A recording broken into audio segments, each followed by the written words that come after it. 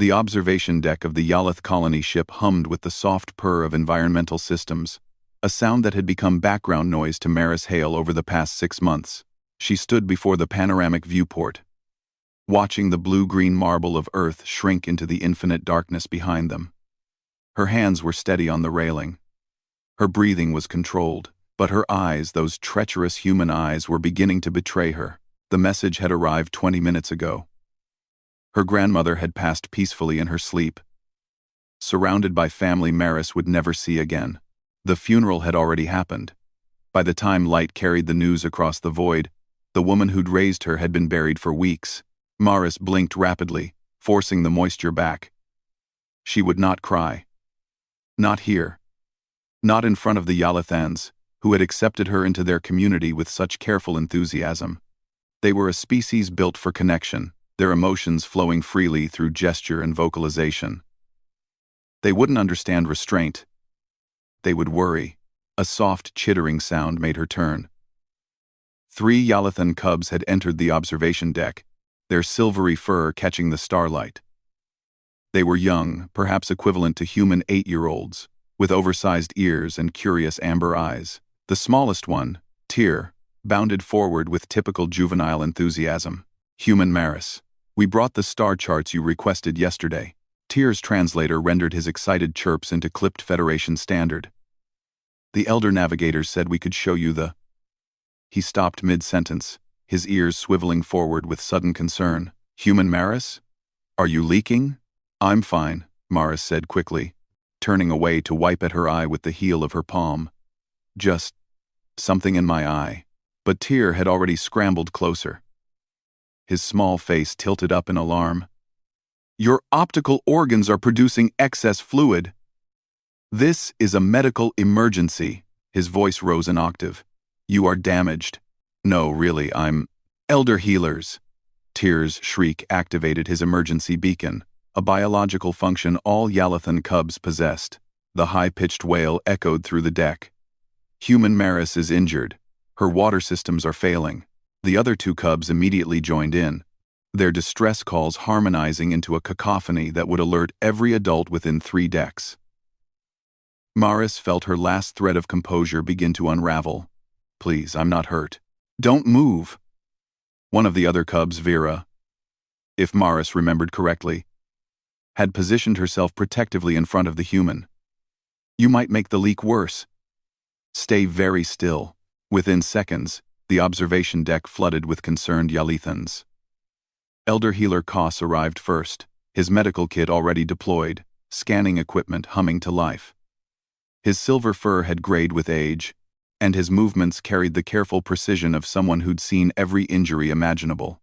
"What happened?" Koss demanded, his 6-fingered hands already reaching for Maris. "Where is the breach?" "There's no breach," Maris protested. But another tear had escaped, tracking down her cheek in the worst possible timing. "There. The fluid continues." Tyr pointed with a trembling paw. "We saw it happening. Multiple leaks from the optical organs." Koss's scanner swept across Maris's face, his expression growing more puzzled by the second. "I'm detecting no trauma, no foreign objects, no infection." He leaned closer, peering at her eyes with professional intensity. "But the lacrimation is evident. Human Maris, are you experiencing pain?" "Yes," Maris whispered, "but not the kind you can scan for." The admission seemed to confuse every Yalathan present. Their ears swiveled in bewilderment, and concerned chittering filled the air. More adults had arrived. She recognized several members of the ship's council, including Captain Vane herself. "I don't understand," Koss said softly.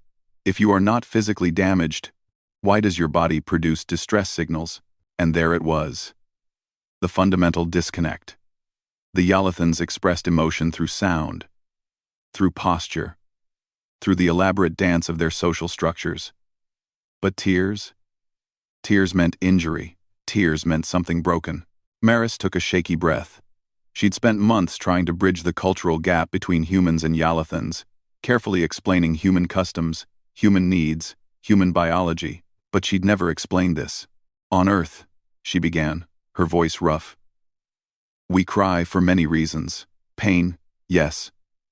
But also, another tear fell, and she didn't bother wiping it away this time. We cry when we're sad. When we lose someone we love. When we're overwhelmed by emotion. But that is inefficient, said one of the council members, her tone genuinely confused rather than judgmental. How do healers know when to respond? Despite everything, Maris felt a laugh bubble up, or maybe it was a sob. We tell them. We use our words. These tears? She gestured at her face. They're just overflow. A release valve for feelings too big to keep inside. Tyr crept closer, his earlier panic replaced by fascination. You are sad now? Not injured? I'm sad, Maris confirmed. I received news from Earth. My grandmother, someone very important to me, has died. I won't ever see her again. The Yalethans went silent. Even the cubs stopped their nervous chittering. Death, at least, was a concept they understood intimately. The Yalethans marked every loss with days of collective mourning, songs that could make the hull itself seem to weep. But you held the grief inside, Kos said slowly, his scanner forgotten. Because I didn't want to burden anyone. Maris's voice cracked. Because I thought I should be strong. Because I didn't know how to explain that sometimes humans leak when we're heartbroken. Captain Vane stepped forward, her larger frame moving with unexpected gentleness.